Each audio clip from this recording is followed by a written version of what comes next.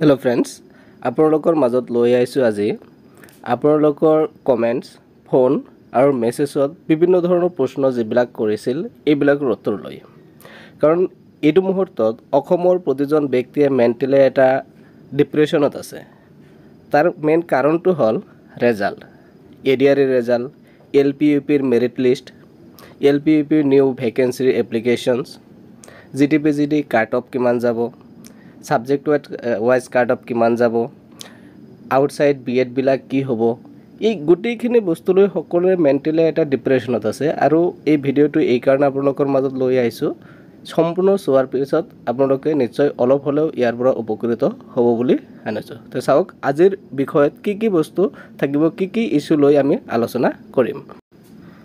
প্ৰথমতে আমি আলোচনা কৰিম DEE 5500 পোষ্টৰ মেৰিট লিষ্ট সম্পৰ্কে, তাৰপিছত BEd issue in details, DEE 4500 ভেকেঞ্চিৰ নিউ এপ্লিকেশ্যন সম্পৰ্কে, তাৰপিছত ডিষ্ট্ৰিক্ট ৱাইজ ভেকেঞ্চি কিমান ওলাব কেতিয়া, জিটিপিজিটি কাট অফ ৰেজাল্ট কেতিয়া দিব, অল আদাৰ্ছ ইনফৰমেশ্যন, ইয়াৰ ভিতৰত থাকিব BTC ৰেজাল্ট, BTC টেটকাম ৰিক্ৰুইটমেণ্টৰ ৰেজাল্ট আৰু আদাৰ্ছ যিমানখিনি আছে গোটেইখিনি আপোনালোকে নিশ্চয় বুজিব পাৰিব। তে চাওঁ আমি এটা পইণ্ট ধৰি আলোচনা কৰোঁ। প্ৰথম হ'ল DEE 5500 যিটো ভেকেঞ্চি মেৰিট লিষ্ট ওলোৱা কথা। কিন্তু চাওক আপোনালোকে ইমান দিন আগত এপ্লাই কৰি থৈছে, এইটো লৈ আপোনালোকে মেণ্টেলি বহুত হেৰেছমেণ্ট হৈ আছে। কিন্তু এতিয়ালৈকে মেৰিট লিষ্ট নোলোৱাল আৰু 4500ৰ যিটো এপ্লিকেশ্যন এইটো 3 মাৰ্চ দি দিলে, কিন্তু ইয়াৰো ভেকেঞ্চি নিদিলে। এইটো আলোচনা কৰিম পিছত। এতিয়া আপোনালোকক মই এইটো ক'ম, আপোনালোকে টেনশ্যন নকৰিব, এইটো ফেব্ৰুৱাৰী শেষ হৈ গ'ল, মাৰ্চৰ 1-2 তাৰিখৰ ভিতৰত এইটো মেৰিট লিষ্ট ওলাব লাগে। কিন্তু তাৰ ওপৰতো কম যে যদি এই 1-2 তাৰিখৰ ভিতৰতো নোলায়, 3 তাৰিখৰ পৰা যিটো আমাৰ নিউ এপ্লিকেশ্যন হ'বলৈ গৈ আছে, ইয়াত কিন্তু বহুত কেণ্ডিডেটে ইয়াত এপ্লাই কৰিব। তাৰ ফলত কি হ'ব, নেক্সট যিটো ৰিক্ৰুইটমেণ্ট প্ৰচেছ হ'ব ইয়াত কিন্তু অভাৰলেপিং হোৱাৰ বহুতো চান্স আছে। গতিকে এনেকুৱা যদি হয় তেতিয়া আপোনালোকৰ সকলোৰে লছ হ'ব। এইকাৰণে যিবিলাক কেণ্ডিডেটে আপোনালোকে 5500 যিটো ভেকেঞ্চি ওলাইছে ইয়াত এপ্লিকেশ্যন কৰিছে, ইয়াত আপোনালোকৰ এইটো অতি সোনকালে এইটো নিউ এপ্লিকেশ্যনটো আৰম্ভ হোৱাৰ আগতে যাতে মেৰিট লিষ্ট ওলাই দিয়ে, এইকাৰণে আপোনালোকে যেনেকৈ বিএড ইস্যু লৈ লাগি আছে তেনেকুৱা ধৰণে ইয়াৰ কাৰণে আমাৰ CM ছাৰক বা আমাৰ শিক্ষামন্ত্ৰী ডাঙৰীয়াক কি কৰিব পাৰে, আপোনালোকে টেগ কৰি ইমেইল বা ফেচবুক পোষ্টত এনেকুৱা টেগ দিব পাৰে যে যাৰ ফলত যাতে এই 5500 পোষ্টৰ মেৰিট লিষ্টটো যাতে সোনকালে ওলাই আহে। এনেকুৱা এটা আপোনালোকে আবেদন জনাব পাৰে, স্মুথলি আবেদন জনাব পাৰে যে ইমান দিনৰ পৰা আমি মেণ্টেলি হেৰেছমেণ্ট হৈ আছোঁ, মেৰিট লিষ্টটো এতিয়ালৈকে নোলাল। গতিকে আপোনালোকে এনেকুৱা ৰিকুৱেষ্ট টাইপ আপোনালোকে টুইটাৰতে হওক বা ফেচবুকতে হওক বা আপোনালোকে যেনেকৈ পাৰে আপোনালোকৰ গোটেইখিনি 5500ৰ যিমানখিনি কেণ্ডিডেট আছে আপোনালোকে যদি ইমেইল কৰে তেনেহ'লে কিন্তু এইটো সোনকালে ইনিচিয়েটিভ ল'ব বুলি মই আশা কৰোঁ। এতিয়া আহোঁ DEE 4500 যিটো ভেকেঞ্চি 3 মাৰ্চ 2025ৰ পৰা এইটো এপ্লিকেশ্যন হ'বলগীয়া আছে আৰু ইয়াৰ ডিষ্ট্ৰিক্ট ৱাইজ ভেকেঞ্চি লিষ্ট এতিয়ালৈকে দিয়া নাই। আপোনালোকৰ যিটো আছে অৰ্থাৎ 4500 হ'বলগীয়া যিটো এপ্লিকেশ্যন আপোনালোকে কৰিব, এইটো আপোনালোকক মই এটা কথা ক'ম যে যেতিয়ালৈকে ডিষ্ট্ৰিক্ট ৱাইজ ভেকেঞ্চি লিষ্ট নিদিয়ে, যদি 3 মাৰ্চৰ পৰা এপ্লিকেশ্যনৰ যিটো লিংক এইটো খুলিও দিয়ে, আপোনালোকে অন্তত 2 পৰা 3 দিন ৱেইট কৰিব। কাৰণ হ'ল আপোনালোকৰ ডিষ্ট্ৰিক্ট ৱাইজ ভেকেঞ্চি লিষ্ট নোলোৱাকৈ যদি এপ্লিকেশ্যন লিংক খুলিও যায়, যদি আপোনালোকে এপ্লাই কৰে তেনেহ'লে কিন্তু আপোনাৰ জব পোৱাটো বহুত ৰিস্ক হ'ব। কাৰণ ডিষ্ট্ৰিক্ট ৱাইজ কোনটো কেটাগৰীত কিমান পোষ্ট আছে এই হিচাপত চাই এনালাইচিছ কৰি তাৰপিছতহে আপোনালোকে এপ্লিকেশ্যনটো কৰিব। কিন্তু আশা কৰোঁ 3 মাৰ্চৰ আগতে এই লিষ্টটো ওলোৱাৰ পূৰ্ণ চান্স আছে, কাৰণ ভেকেঞ্চি ডিটেইলছ নিদিয়াকৈ সাধাৰণতে আমাৰ টেটৰ যিখিনি এপ্লিকেশ্যন হয় এইখিনি নহয়। তাৰ লগতে এতিয়া কথা হ'ল ডিষ্ট্ৰিক্ট ৱাইজ ভেকেঞ্চি লিষ্ট ওলোৱাৰ পিছত আপোনালোকে ডিষ্ট্ৰিক্টটো কেনেকৈ চুজ কৰিব, আৰু ইয়াৰ কাৰণে আপোনালোকৰ লগত আমি আছোঁ। কাৰণ লাষ্ট যিটো ৰিক্ৰুইটমেণ্ট হৈ গৈছিল ইয়াতো আমি এনালাইচিছ কৰি আপোনালোকক বহুতখিনি কথা জনাই দিছিলোঁ, কোনটো ডিষ্ট্ৰিক্ট আপোনাৰ কাৰণে ছেফ ডিষ্ট্ৰিক্ট হ'ব, এই গোটেইখিনি কেটাগৰী ৱাইজ কাট অফ কিমান যাব ইত্যাদি আলোচনা কৰিছিলোঁ। বহুতেই মেছেজ কৰিছে, উপকৃত হৈছে। আশা কৰোঁ এইবাৰো ডিষ্ট্ৰিক্ট ৱাইজ ভেকেঞ্চি লিষ্ট দিয়াৰ লগে লগে কোনটো ডিষ্ট্ৰিক্টত কিমান কাট অফ যোৱাৰ চান্স আছে আৰু কোনটো ডিষ্ট্ৰিক্ট আপোনাৰ মাৰ্ক ৱাইজ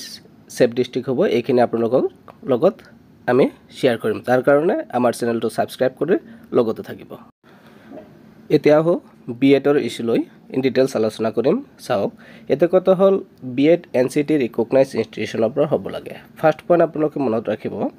যে এই যেটো ৰিক্ৰুটমেন্ট প্ৰসেস চলি আছে ইয়াত ইন সাৰ্ভিস হোল্ডাৰ বহুতে বিভিন্ন ফালৰ পৰা বিএড কৰিছে আৰু এই গোটেইখিনি মিলাই লৈ মই এটা কথা ষ্ট্ৰংলি আপোনালোকক ক'ব বিচাৰো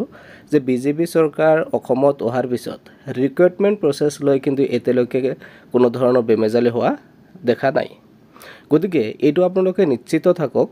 যে যিবিলাক ক্যান্ডিডেটৰ বিএড ইস্যু আছে অৰ্থাৎ ধৰি লওক আনৰিকগনাইজ ইনষ্টিটিউচনৰ পৰা বিএড ডিগ্ৰীটো লৈছে বা ইন সাৰ্ভিস হোল্ডাৰে এনেকুৱা সাৰ্ভিস কৰি থকা অৱস্থাতে ৰেগুলাৰ মোডত বিএড কৰিছে এনেকুৱা যিমানখিনি প্ৰবলেম আছে গোটেইখিনি কিন্তু চৰকাৰে এইখিনি একদম পুংখানুপুংখভাৱে আলোচনা কৰিব আৰু এইখিনি চাব কাৰণ হল যে চৰকাৰৰ হাতত ইতিমধ্যে কিন্তু এই লিষ্টখিনি আছে আপোনালোকে যেনেকুৱা ভাবি আছে ইন নৰমালি হৈ যাব ভেৰিফিকেশন এনেকুৱা নহয় ষ্ট্ৰংলি হ'ব যিবিলাকে ইন সাৰ্ভিস স্পেশালি আছে আৰু কোনো ৰিকগনাইজ নোহোৱা ইনষ্টিটিউচনৰ পৰা বিএড কৰিছে এইবিলাক কিন্তু চৰকাৰে চাব ইতিমধ্যে আপোনালোকে দেখিছে নিশ্চয় যে মমতা হজাই এও কি কৰিছে ইয়াত এখন নোটিফিকেশনো পাবলিশ কৰিছে যে কিছুমান ইউনিভাৰ্সিটিৰ নাম দিছে এই ইউনিভাৰ্সিটি ডিগ্ৰী বিলাক আমাৰ সন্দেহ আছে গতিকে এইটো লৈ আপোনালোকে চিন্তা কৰিব নালাগে মোৰ মতে যে চৰকাৰে এইটো ভালকৈ ডকুমেন্ট ভেৰিফিকেশনত চাব এইখিনি যিখিনি প্ৰবলেম আছে আপোনালোকে যিখিনি ভাবি আছে এইখিনি নিশ্চয় চৰকাৰে নিজেই সমাধান এইটো কৰিব গতিকে বিএড ইস্যু আৰু এটা কথা লগতে কও যদি আপোনাৰ যিকোনো ডিগ্ৰী ডিএলএড হোক বিএড হোক মাস্টাৰ ডিগ্ৰী হোক বা পিএইচডি হোক যিকোনো আদাৰ্স ডিগ্ৰী যদি আপুনি এনসিটি ৰিকগনাইজ ইনষ্টিটিউচনৰ পৰা কৰিছে তেনেহলে আপোনালোকৰ টেনচন কৰিবলগীয়া একোই নাই কাৰণ চৰকাৰে কেতিয়াও এনসিটিৰ যেটো গাইডলাইনছ আছে ইয়াৰ এগেইনষ্টত যাব নোৱাৰে না যাব গতিকে এনসিটি ৰিকগনাইজ ইনষ্টিটিউচনৰ পৰা যদি আপুনি কোনো ডিগ্ৰী অৰ্জন কৰিছে বা এফিলিয়েটেড ইনষ্টিটিউচনৰ পৰা আৰু যদি ইউজিসি গাইডলাইনছৰ পৰা যদি আপুনি কোনো ধৰণৰ ডিগ্ৰী অৰ্জন কৰিছে তেনেহলে এটো লৈ আপুনি ভাৰতবৰ্ষৰ হোক যিকোনো ঠাইৰ পৰা যিকোনো যদি ডিগ্ৰী লৈছে আপোনাক ইয়াক লৈ টেনচন কৰিবলগীয়া মোৰ মতে একো নাই কাৰণ চৰকাৰৰ এগেইনষ্টত কেতিয়াও না যায় এইখিনি ভ্যালিড কৰিব লাগিব কাৰণ এনসিটি সকলে মানে এনসিটিৰ গাইডলাইনছৰ মতে গোটেইখিনি ট্ৰেইনিং কলেজ যিবিলাক আছে গোটেইখিনি চলি আছে ওকে আপোনালোকে আশা কৰো এইখিনি বুজিব পাৰিছে এতিয়া হো জিটি পিজিটি কাট অফ কিমান যাব বা ৰিজাল্ট কেতিয়া দিব আপোনালোকে নিশ্চয় জানে যে অসমত এডভান্টেজ অসম 2.0 ৰ যেটো আলোচনা আছিল এটো ইতিমধ্যে শেষ হৈ গল আৰু মন্ত্ৰী ডাঙৰীয়াসকলে সকলোৱে এইটো কামত ব্যস্ত আছিল আৰু মুখ্যমন্ত্ৰী ডাঙৰীয়া ইতিমধ্যে কৈছে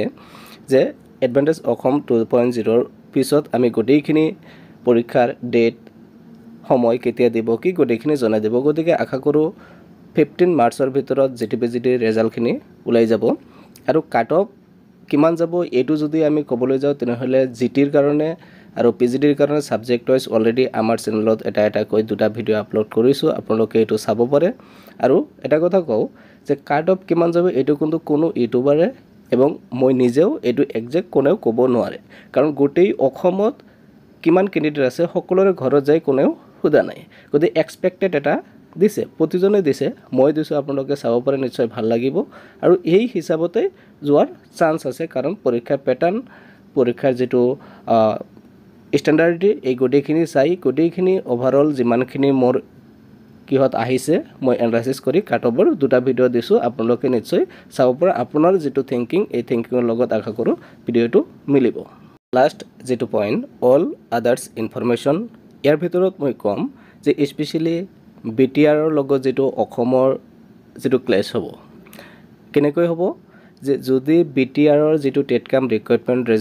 পৰীক্ষা হৈ গৈছে ইয়াৰ ৰিজাল্ট যদি আগতীয়াকৈ দিয়ে তেনেহলে কিন্তু অসমৰ কাট অফ অলপ হলেও কমিব আৰু যদি বিটিআৰৰ যেটো টেটকাম ৰিক্ৰুটমেন্ট ৰিজাল্ট অসমৰ আগত নিদিয়ে তেনেহলে কিন্তু অসমৰ কাট অফ অলপ হলেও বেছি যাব এটা কথা হল অসমৰ ৰিজাল্ট আগত দিব নে বিটিআৰৰ ৰিজাল্ট আগত দিব অসমৰটো আমি এটা নিশ্চয়তা পাইছো কাৰণ মামাই যেনেকৈ কথা কয় তেনেকৈ কামবিলাক শাসনত অহাৰ পিছতে কৰি আছে বুলি আমি দেখা পাইছোঁ সেই হিচাপত আমি ক'ব পাৰোঁ 15 মাৰ্চৰ ভিতৰত অসমৰ ৰিজাল্টটো পাব্লিছড হ'ব কিন্তু BTRৰ যিটো কণ্ডিশ্যন হৈ আছে মই যিমানখিনি খবৰ পাইছোঁ এতিয়ালৈকে আমাৰ এডমিনিষ্ট্ৰেটিভ ব্ৰাঞ্চৰ যেনেকৈ ডিৰেক্টৰ তাৰপিছত ছেক্ৰেটাৰী লগতে CM ছাৰ বা এডুকেশ্যনেল ৰেছপন্সিবিলিটি যিজন আমাৰ EM ডাঙৰীয়াই আছে ইহঁতৰ লগত এতিয়ালৈকে আনুষ্ঠানিকভাৱে মিটিংটো হোৱা নাই ৰেজাল্ট সম্পৰ্কে আৰু সকলোৱে এই এডভান্টেজ এছামত কি আছিল ব্যস্ত আছিল গতিকে ইতিমধ্যে তেওঁলোকে আশা কৰোঁ 2-4 দিন বা এক সপ্তাহৰ ভিতৰত এইটো লৈ আলোচনাত বহিব তাৰ পিছতে আমি এটা নিৰ্দিষ্টকৈ ক'ব পাৰিম যে কিমান দিনৰ ভিতৰত হোৱাৰ এটা সম্ভাৱনা আছে গতিকে BTRৰ ৰিজাল্টটো লৈ অনিশ্চয়তা কাৰণ এনেকুৱা কোনো এক্সপেক্টেড আমি ক'ব নোৱাৰোঁ তে এইখিনি আছিল আপোনালোকৰ কাৰণে ভাল লাগিলে সাবস্ক্ৰাইব কৰিব আৰু আমাৰ লগতে থাকিব আশা কৰোঁ আপোনালোকৰ বহুতখিনি উপকাৰত আহিব ভিডিঅ'টো ধন্যবাদ ভিডিঅ'টো সম্পূৰ্ণ চোৱাৰ কাৰণে